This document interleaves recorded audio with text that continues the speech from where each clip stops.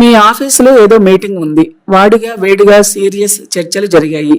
Meeting అయిపోయి అందరూ snacks తీసుకుంటున్నారు.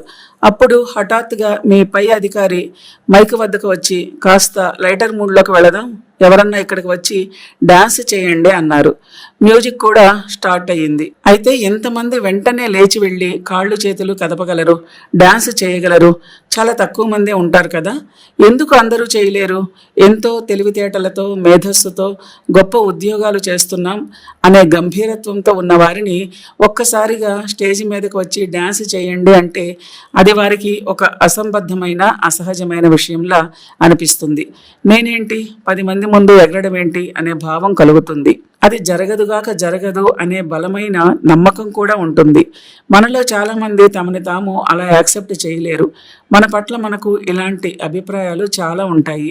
నేను ఈ పని చేయగలను, నేను ఈ pని చేయలేను, నన్ను ఎవరన్నా చిన్న మాటన్నా పడలేను, నేను ఇతరులు ఏమడిగినా కాదని గట్టిగా చెప్పలేను, నేను పని మొదలు పెడితే పూర్తయ్యేదాకా చేయగలనో లేదో, ఇలాంటి ఎన్నో అభిప్రాయాలు మన మీద మనకు ఉంటాయి.